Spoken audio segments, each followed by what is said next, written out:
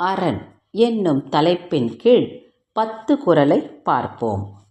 ஆற்றுபவர்க்கும் அரண் பொருள் அஞ்சித்தர் போற்றுபவர்க்கும் பொருள். பகைவர் மீது படையெடுத்து செல்பவர்க்கு கோட்டை பயன்படும். பகைவர்க்கு அஞ்சித் தம்மை பாதுகாத்து கொள்ள முனைவோருக்கும் கோட்டை பயன்படும். மணி நீரும் மண்ணும் மலையும் அணிநிழற் காடும் உடையதரண். ஆழமும் அகலமும் கொண்ட அகழ் பரந்த நிலம் உயர்ந்த நிற்கும் மலைத்தொடர் அடர்ந்திருக்கும் காடு ஆகியவற்றை உடையதே அரணாகும். உயர் வகளந் திண்மை அருமையின் நான்கின் அமைவரண் என்றுரைக்கும் நூல். உயரம் அகலம் உறுதி பகைவரால் அழிக்க இயலாத அமைப்பு ஆகிய 4ம் அமைந்திருப்பதே அரணுக்குரிய இலக்கணமாகும். சிறுகாப்பிற் பேரிடத்த தாகி உறுப்பகை ஊக்கம் அழிப்பதரண்.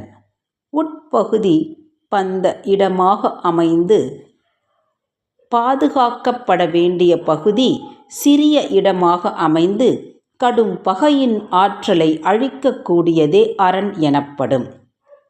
கொளற்கரிதாய் கொண்ட கூழ்தாகி அகத்தார் நிலைக்கெளிதாம் நீரத் தரண். முற்றுகையிட்டு கைப்பற்ற முடியாமல் உள்ளே இருக்கும் படையினருக்கு மக்களுக்கும் வேண்டிய உணவுடன் எதிரிகளுடன் போர் புரிவதற்கு எளிதானதாக அமையப்பட்டுள்ளதே அரண் ஆகும். எல்லா பொருளும் உடைத்தாயிடத்துதவும் நல்லாளுடைய தரண். போருக்குத் தேவையான எல்லா பொருள்களும் கொண்டதாகவும் களத்தில் குதிக்கும் வலிமை மிக்க வீரர்களை உடையதாகவும் இருப்பதே அரண் ஆகும். முற்றிலும் முற்றா தெரிந்தும் அறைப்படுத்தும் பற்றற் கரிய தரண். முற்றுகையிட்டோ முற்றுகை இடாமலோ அல்லது வஞ்சனை சூழ்ச்சியாலோ பகைவரால் கைப்பற்றப்பட்ட முடியாத வலிமையுடையதே அரண் எனப்படும். முற்றாற்றி முற்றி எவரையும் பற்றாற்றி பற்றியார் வெல்வ தரண். முற்றுகையிடும் வலிமை மிக்க படையை எதிர்த்து உள்ளே இருந்து கொண்டே போர் செய்து வெல்வதற்கு ஏற்ற வகையில் அமைத்ததே அரண் ஆகும். முனைமுகத்து மாற்றலர் சாய வினைமுகத்து வீரெய்தி மாண்டதரண்.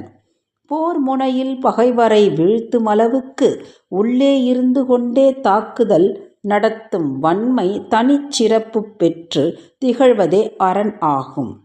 எனை மாற்றி தாகிய கண்ணும் வினை மாற்றி இல்லார்கண் இல்ல தரண்.